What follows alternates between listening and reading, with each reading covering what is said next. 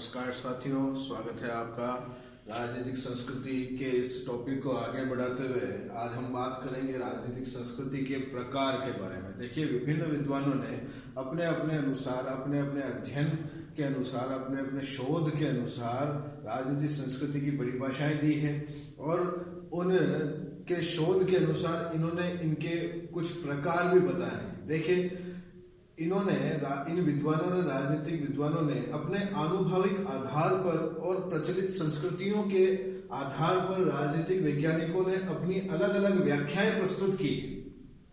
ठीक है, वैसे मुख्यतः इसका देखा जाए तो ये दो मुख्य प्रकार की होती है, अभिजन संस्कृति और जनसाधारण की संस्कृतियां। देखिए, अभिजन संस्कृति जो साधन संपन्न है, सुसंपन्न है, वो संस्कृति अभिजन संस्कृति की श्रेणी में आती है। और जनसाधारण जो आम जनता है, साधारण जनता है, उनकी संस्कृति वो अलग संस्कृति अलग तरह की होती है। ठीक है, अब देखिए, इन्हीं आधार पर इन वैज्ञानिकों ने, इन राजनीतिक वैज्ञानिकों ने अपना अध्ययन किया, जिसके अंदर आमंड ने राजनीतिक व्यवस्था के आधार पर 4 तरह की राजनीतिक संस्कृतियां बताई। देखिए, पहला है आंग्ल अमेरिकी राजनीतिक व्यवस्था।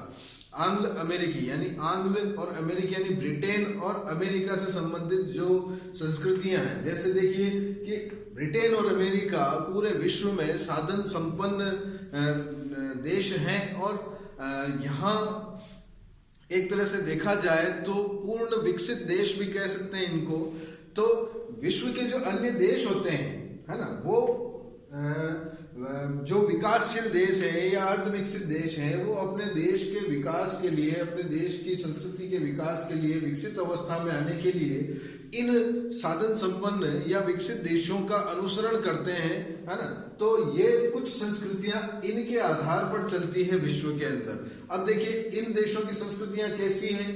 ये ब्रिटेन और अमेरिका में सामंजस्यकारी और उदारवादी मूल्यों वाली लोकतांत्रिक राजनीतिक संस्कृति है। तो इनका अनुसरण करने वाली संस्कृति आंग्ल अमेरिकी राजनीतिक व्यवस्था की श्रेणी में रखी जाती है। फिर बात करें महाद्वीपीय यूरोपीय राजनीतिक व्यवस्था। देखिए, यूरोप के जो अन्य देश है, जैसे फ्रांस और जर्मनी, है ना, फ्रांस और जर्मनी की, जहाँ फ्रांस की बात करें तो वहाँ की राजनीतिक संस्कृति वहाँ की क्रांति का परिणाम है, जो एक हिंसात्मक कह सकते हैं हिंसात्मक संघर्ष से उत्पन्न हुई। ठीक, तो कुछ देश इनका अनुसरण करते हैं। ठीक, फिर बात करें गैर पश्चिमी अथवा पूर्व औद्योगिक राजनीतिक व्यवस्था। देखिए, एशिया और अफ्रीका, यहाँ इन महाद्वीपों की जो संस्कृति है, यहाँ पर प्रभाव इनके जो उपनिवेश रहे हैं पूर्व में, है ना, जो इन उपनिवेशों ने इनके ऊपर काफी समय तक, है ना, अपना आधिपत्य रखा और जब इनको फ्री कर दिया, स्वतंत्र कर दिया, तो यहाँ की जो एक नई संस्कृति उत्पन्न हुई, ये या तो किसी संस्कृति का अनुसरण करके उत्पन्न हुई या इन्होंने अपने नए लोकतांत्रिक मूल्य स्थापित कर लिए। तो ये संस्कृति अलग तरह से देखी जाती है। ठीक, फिर बात करें सर्वाधिकारवादी राजनीतिक व्यवस्था। देखो, सर्वाधिकार यानी हम कह सकते हैं कि सारे अधिकार एक ही हाथ में होना, है ना, जिसके अंदर हम कह सकते हैं अधिनायक व्यवस्था की बात करें कि भाई जिसका जो सारे अधिकार है, सारा जो शासन संचालन है, सब एक ही हाथों में होता है, एक व्यक्ति के हाथों में होता है। वहां विपक्ष या विरोध की कोई संभावना नहीं होती है। तो हम कह सकते हैं जहां सैन्य तानाशाही वाली संस्कृति होती है ना, और वहां के जो शासक है वो अपना मनमानी करते हैं, अपनी मनमानी चलाते हैं और जनता उनको फॉलो करती है। तो वहां की संस्कृति भी उन शासकों के अधीन हो जाती है। तो जैसे हम चीन का उदाहरण ले सकते हैं, उत्तरी कोरिया का उदाहरण ले सकते हैं ऐसे संस्कृति के अंदर। ठीक है, अब देखिए, अलग विद्वानों ने कुछ अपने अपने आधार पर भी इनको बांटा है राजनीतिक संस्कृति को। जैसे फाइनर ने सत्ता में सैन्य भूमिका के आधार पर इसका वर्गीकरण किया है। फाइनर एक महोदय है, एक विद्वान है, इन्होंने सरकार के अंदर सैन्य भूमिका यानी सेना का कितना हस्तक्षेप है, उसके आधार पर अपने राजनीतिक संस्कृति का वर्गीकरण किया, जिसके अंदर इन्होंने एक संस्कृति बताई परिपक्व, विकसित, निम्न या न्यूनास्तरीय संस्कृति बताई। देखिए जो परिपक्व संस्कृति होती है वहां सैन्य हस्तक्षेप बिल्कुल नहीं होता है या कम होता है, न्यून अवस्था में होता है, बल्कि जो ये अन्य जो ये संस्कृतियां हैं विकसित और निम्न, यहाँ पर सेना का हस्तक्षेप ज्यादा होता है। तो हम कह सकते हैं परिपक्व संस्कृति अपने आप में सरकार खुद सक्षम होती है सभी निर्णय लेने में, तो ऐसे संस्कृति को हम परिपक्व संस्कृति में की श्रेणी में रख सकते हैं। फिर बात करें, वाइसमैन ने भी 3 विशुद्ध राजनीतिक संस्कृतियां बताई है। 3 विशुद्ध, कि भाई एक तो बिल्कुल संकुचित है ना, संकुचित संस्कृति है जिसके अंदर शंका संदेह की संभावना रहती है। पराधीन यानी दूसरों के अधीन रहना, ऐसी संस्कृति। फिर सहभागी, कि भाई जनता सहभागी होती है सरकार के या राजनीतिक व्यवस्था के कार्यों में, ऐसी कुछ विशुद्ध संस्कृतियां बताई। और 3 मिश्रित संस्कृतियां और उसने बताई, जो ये है कि संकुचित, पराधीन और सहभागी या संकुचित सहभागी, कि भाई इसके अंदर ये तीनों मिली जुली होती है कि वो संकुचित भी है, संदेह के आधार पर भी बनी हुई है, किसी की पराधीन भी है, और उसके साथ उन्होंने अपना सामंजस्य बैठा लिया, ऐसी संस्कृति। तो ये संकुचित सहभागी की श्रेणी में आएगी, और ठीक है ये मिश्रित संस्कृति के अंदर आएगी। अब देखिए भारत की बात करें तो भारत में 1990 से पहले की संस्कृति कुछ और थी और 1990 के बाद की संस्कृति कुछ और थी। देखिए यहाँ बात की जाए तो 1990 के अंदर भारत के अंदर कुछ नई विचारधाराओं को स्थान दिया गया, जैसे उदारवाद और वैश्वीकरण की ऐसी कुछ उदार विचारधाराओं को अपनाया गया। जैसे उदारवाद के अंदर उस समय की आर्थिक स्थिति इतनी अच्छी नहीं थी, तो उस समय भारत के अंदर उदारवाद को लागू किया। जैसे कि उदारवाद के तहत यहाँ पर जो लाइसेंस प्रणाली थी सभी उद्योगों को प्रारंभ करने के लिए, उस लाइसेंस प्रणाली को सीमित कर दिया गया, ठीक है। और उसके बाद नए उद्योगों को बढ़ावा देने के लिए जो प्रचलित जो कर थे, उन करों में, उन टैक्स में भी कमी कर दी गई, ताकि लोग अपनी आर्थिक स्थिति को सुधार सके, ठीक। तो हम कह सकते हैं कि 1990 के बाद की संस्कृति में परिवर्तन आया भारत की संस्कृति में, और वैश्वीकरण यानी विश्व के साथ अपनी संस्कृति को जोड़ा गया, ठीक। तो ये चीज भारत की थी। अब देखिए राजनीतिक संस्कृति और राजनीतिक समाजीकरण में क्या संबंध है, इनका हम देखते हैं। देखिए आमंड और वर्बा ने राजनीतिक समाजीकरण की परिभाषा देते हुए कहा था कि राजनीतिक समाजीकरण वह प्रक्रिया है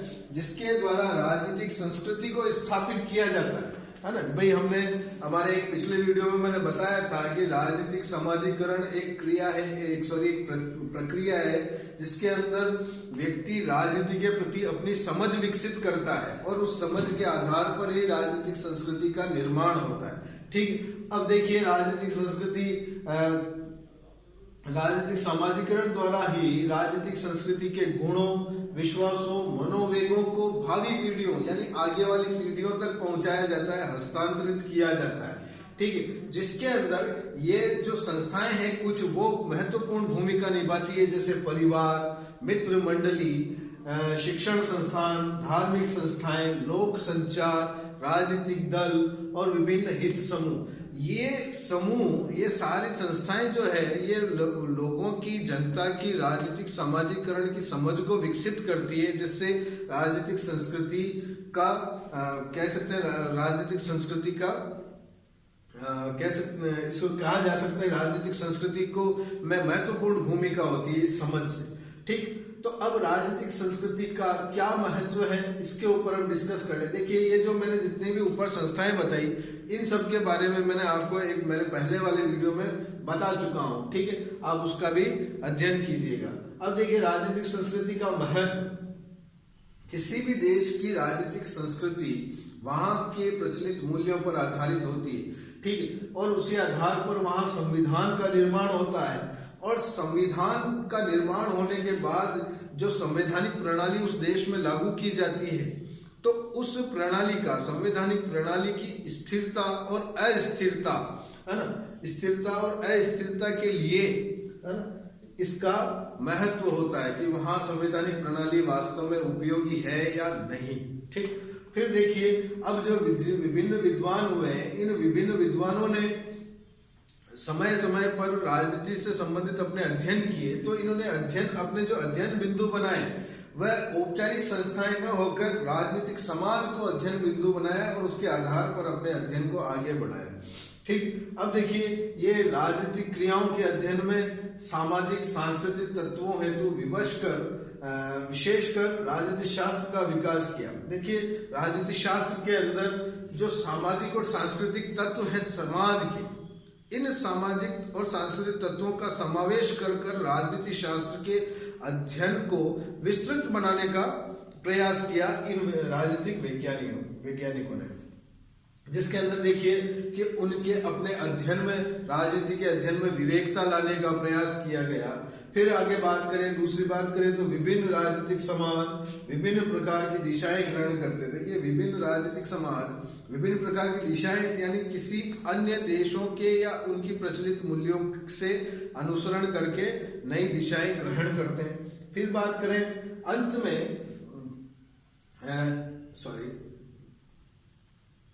अंत में इस उपागम से राजनीति शास्त्र सूक्ष्म और व्यष्टि उपागमों के मिलन के माध्यम से एक संपन्न समाज शास्त्र बन गया। देखिए समाज शास्त्र का दायरा एक काफी बड़ा है, उसके अंतर्गत ये जितने भी जो दूसरे विषय होते हैं राजनीति से संबंधित, भूगोल से संबंधित, अर्थशास्त्र से संबंधित, दर्शन शास्त्र से संबंधित, ये सारे जो विषय हैं ये मिलकर समाज शास्त्र को एक मजबूत विषय बनाते हैं और इसके अध्ययन को एक विस्तृत अध्ययन बनाते हैं। तो हम कह सकते हैं कि राजनीति शास्त्र के चाहे सूक्ष्म स्तर पर अध्ययन किया हो चाहे व्यष्टि बड़े स्तर पर अध्ययन किया हो, तो ये सारे मिलकर समाज शास्त्र को एक विस्तृत अध्ययन का एक विषय बनाते हैं। तो साथियों, आज के इस वीडियो में हमने देखा कि राजनीतिक संस्कृति के क्या प्रकार हैं, कितने प्रकार हैं,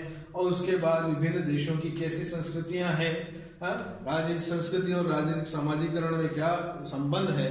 तो निष्कर्षतः हम कह सकते हैं कि राजनीतिक संस्कृति किसी देश के विकास में काफी महत्वपूर्ण होती है और उसके विकास में उसका काफी योगदान होता है। That's all for today, thank you.